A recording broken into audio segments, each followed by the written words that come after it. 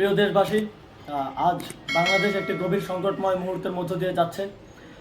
এখন পর্যন্ত আমাদের প্রাপ্ত খবর অনুযায়ী আওয়ামী লীগ, ছাত্রলীগ, যুবলীগের সন্ত্রাসীরা গুলি করে কুপিয়ে প্রায় 30-এর অধিক শিক্ষার ছাত্র জনতাকে হত্যা করেছে এবং দিন শেষ হতে হতে এই সংখ্যাটা কোথায় গিয়ে দাঁড়ায় আমরা জানি না।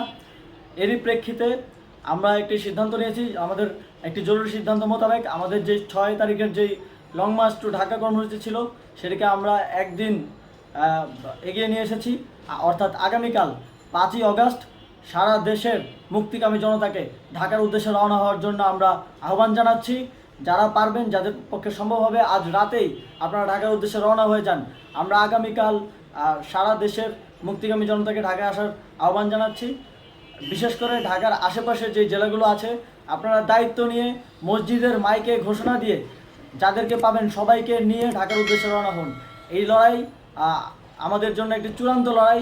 আমরা চূড়ান্ত ঘোষণার জন্য প্রস্তুত, আমরা গণভবনের দিকে যাত্রার জন্য প্রস্তুত এবং সেই উদ্দেশ্যেই আপনারা সবাই ঢাকা আসুন।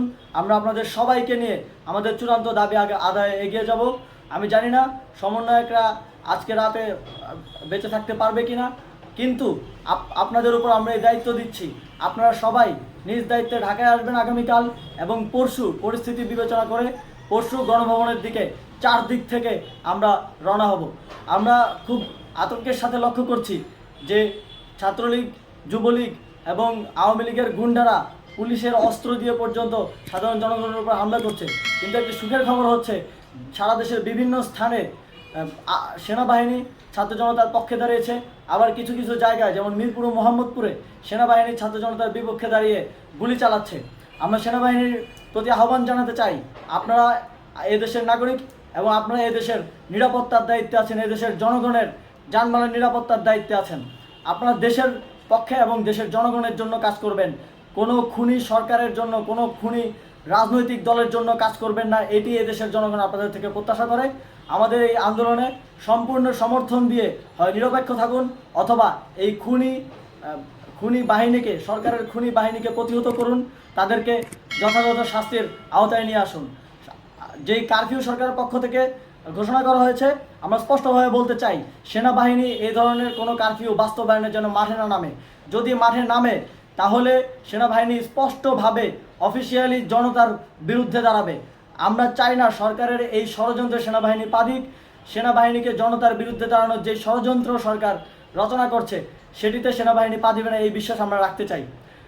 আওয়ামী লীগ আজ সারা দেশে তাদের খুনি বাহিনীকে নামিয়ে দিয়েও ছাত্র জনতার প্রতিরোধের মুখে টিকতে পারেনি।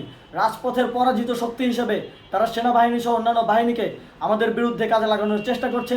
এই চেষ্টাকে, এই ষড়যন্ত্রকে ব্যর্থ করতে হবে এবং আগামীকাল সারা দেশে মসজিদে মসজিদে ঘোষণা দিয়ে ঢাকার উদ্দেশ্যে আপনারা রওনা হন। প্রত্যেকটি পরিবার থেকে অন্ততপক্ষে একজনকে ঢাকার উদ্দেশ্যে রওনা করে দিন, এই ইতিহাসের সাক্ষী হতে, একটি নতুন বাংলাদেশের অভ্যুদয় ঘটানোর একজন কর্মী হতে। ধন্যবাদ সকলকে।